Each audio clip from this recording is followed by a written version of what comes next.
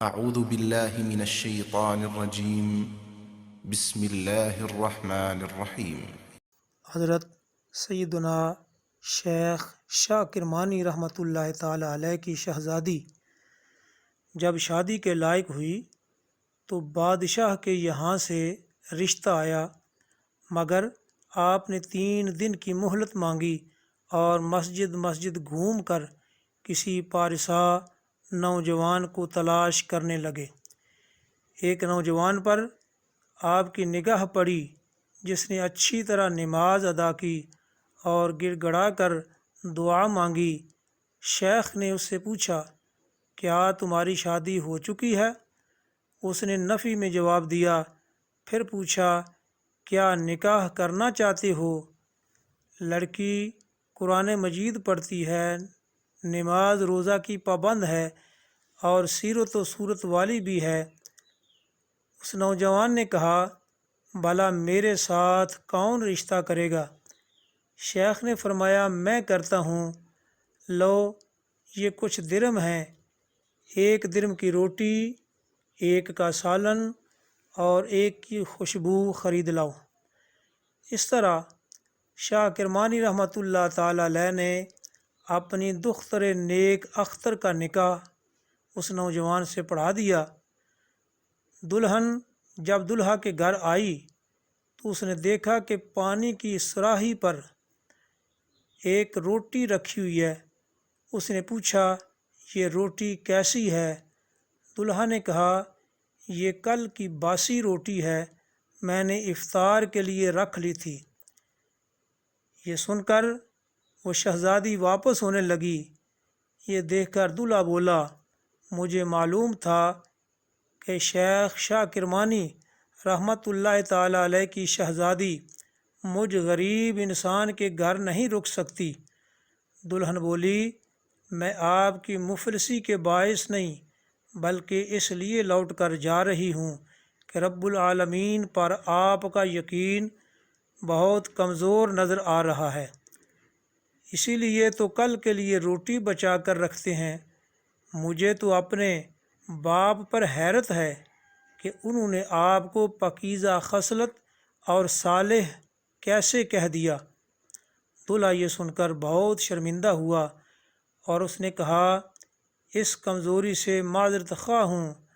دلہن نے کہا، اپنا عذر آپ جانیں، البتہ میں ایسے گھر میں نہیں رک سکتی جہاں ایک وقت کی خوراک جمع رکھی ہو۔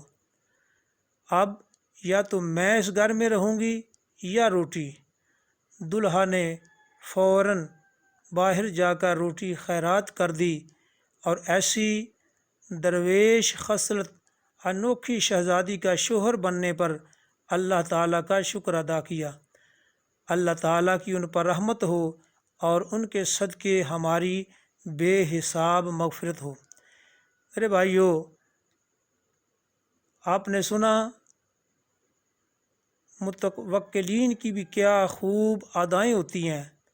شہزادی ہونے کے باوجود ایسا زبردست توکل کہ کل کے لیے کھانا بچانا گوارا ہی نہیں۔ یہ سب یقین کامل کی بہاریں ہیں کہ جس خدا نے آج کھلایا ہے وہ آئندہ کل بھی کھلانے پر قادر ہے اور یقیناً قادر ہے۔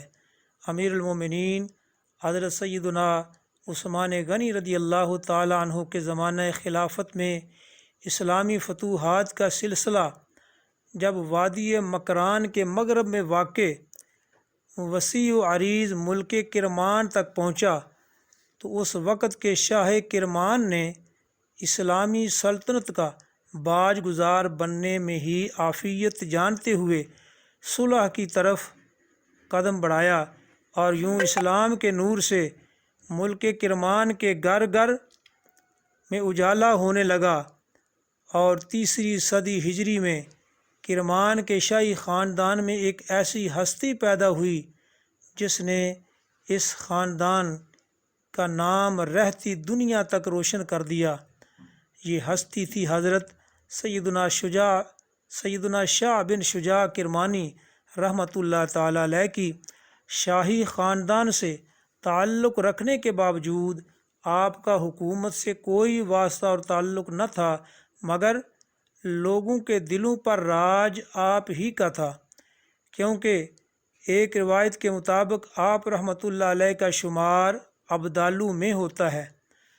آپ رحمۃ اللہ علیہ کے مرتبہ کی بلندی کا اندازہ صرف اس بات سے لگایا جا سکتا ہے کہ جب آپ کا وصال ہوا تو حضرت سیدنا ابو عبداللہ محمد بن احمد رحمۃ اللہ تعالیٰ علیہ فرماتے ہیں کہ میں حضرت سیدنا سہل بن عبداللہ تستری رحمۃ اللہ علیہ کی خدمت میں حاضر تھا کہ اچانک ہانپتی کانپتی ایک کبوتری ہمارے سامنے آ گری۔ میں اسے اڑانے لگا تو حضرت سیدنا سہل بن عبداللہ تستری رحمۃ اللہ علیہ نے ایسا کرنے سے منع کرتے ہوئے ارشاد فرمایا، اطعمھا واسقھا، یعنی اسے کچھ کھلاؤ پلاؤ۔ حضرت سیدنا ابو عبداللہ رحمۃ اللہ علیہ فرماتے ہیں، میں نے ایک روٹی کے چھوٹے چھوٹے ٹکڑے کر کے اس کے آگے ڈالے تو وہ کھانے لگی، پھر میں نے پانی رکھا تو اس نے پانی بھی پی لیا، اس کے بعد وہ کبوتری اڑ گئی۔